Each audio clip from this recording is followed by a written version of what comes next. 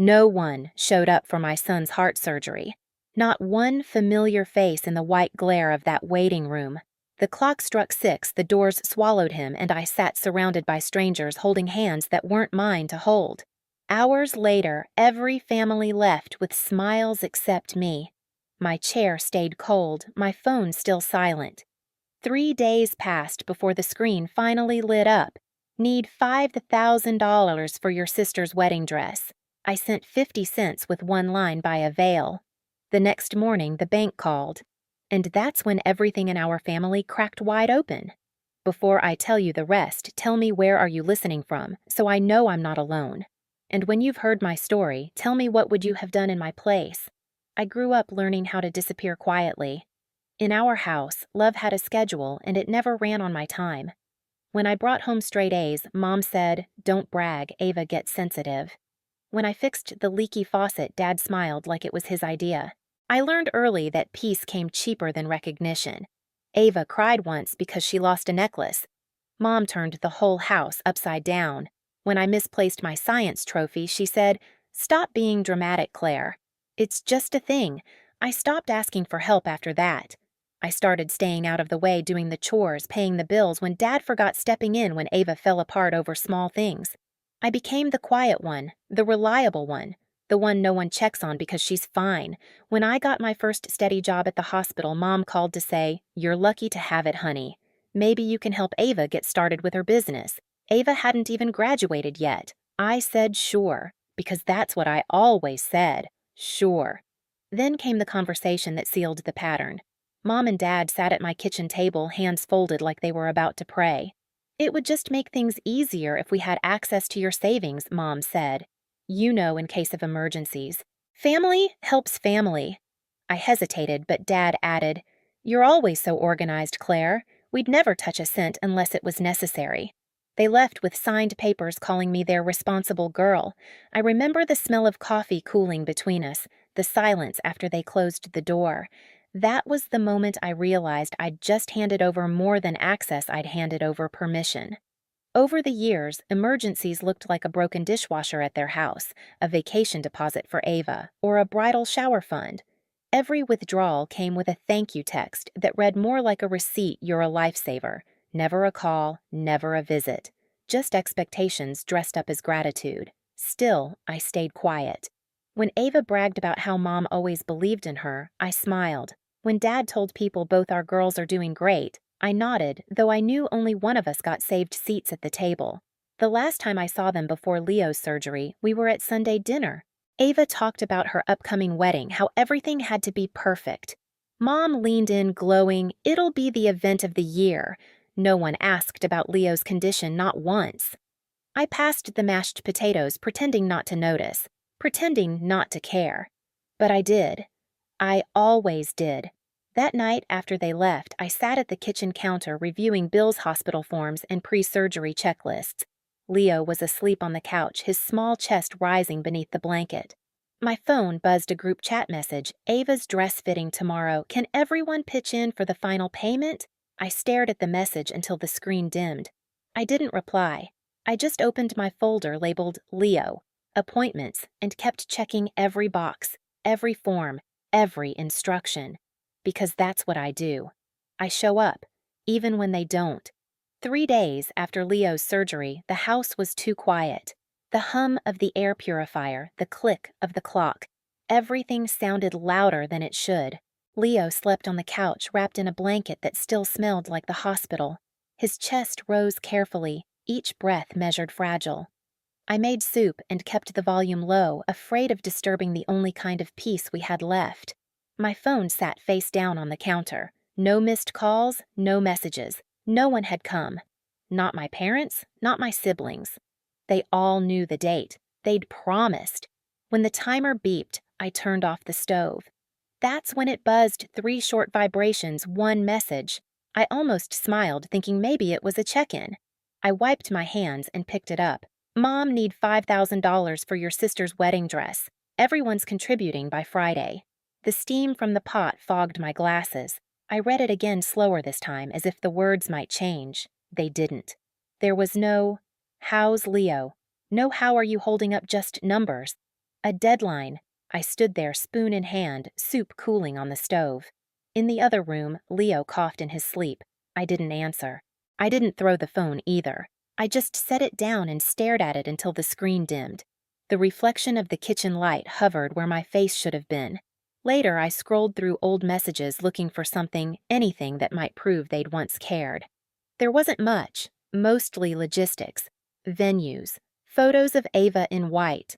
For years, I'd told myself that silence from family wasn't rejection, just noise management, that maybe being overlooked was safer than being resented. But standing in that kitchen, the truth settled cold in my chest. It wasn't that they forgot. It was that they chose not to remember. I poured the soup into a bowl, placed it on the counter, and turned off the lights. The house fell dark except for the faint glow from Leo's room. That's when I knew the next message I'd send would end this pattern for good. I didn't reply to my mother's message. I just stared at it until the glow faded and the screen went black. Then I turned the phone over screen down like burying something. Leo slept soundly that night for the first time since the surgery. The quiet wasn't comfort. It was space wide enough for me to think without interruption. I sat at the kitchen counter, a single lamp cutting through the dark, the light pooling over Bill's receipts and hospital discharge papers. All the things I had kept organized because no one else ever did. I opened my banking app. The balance blinked up at me, my emergency fund, the same one I'd built over years of late-night overtime side projects, canceled vacations, the same one my parents had access to for emergencies. That word emergency had meant something different to them. Broken dishwasher emergency, Ava's rehearsal dinner deposit emergency, Leo's open heart surgery.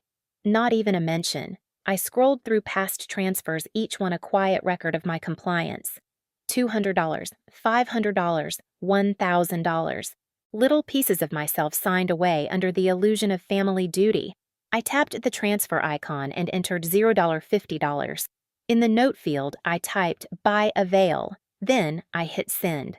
The confirmation sound was soft, like a tiny bell. I exhaled through my nose and turned the phone off. There was no satisfaction yet, only stillness. The next morning, the house filled with the scent of toast and coffee. Leo sat at the table sketching rockets on the back of an envelope. "Can we visit Grandma after I get better?" he asked. "Not right now, sweetheart," I said. My voice was calm even. "They're busy with wedding stuff." He nodded, accepting it more easily than I ever had. When he left for his follow-up appointment with the nurse that afternoon, I opened my laptop. The login screen glowed pale blue. I typed my password and went straight to account management. The cursor blinked, waiting. Remove joint access. Click. Confirm removal for Linda Whitman. Click. Confirm removal for Gerald Whitman. Click. Each action had a sound, an echo of paper being torn cleanly from a binder. Then, change password. Enable two-step verification. Save confirmation email to folder statements. The printer hummed as I printed the confirmation page. I folded it in half and slid it into a manila folder labeled Access Removed. A new tab in my life filed and sealed. By noon, the house was filled with the rhythmic clicks of my keyboard, the hum of the refrigerator, the low buzz of the printer. No music, no voices, just the sound of systems being rebuilt. At 2:10 p.m., my doorbell rang. I knew that knock, impatient, loud, familiar. Caleb. When I opened the door, he stood with his hands shoved into his jacket pockets, eyes darting anywhere but mine. "Mom's upset," he said. "She says you froze her account." "It's my account," I said quietly. He frowned. "She said it was family money." "It's not. Every dollar in there came from me. She said I promised to help in emergencies." I let the pause sit. Leo's surgery was an emergency. They didn't show up. That promise expired. Caleb shifted, guilt flickering in his expression. "You could have told us how serious it was." "I did."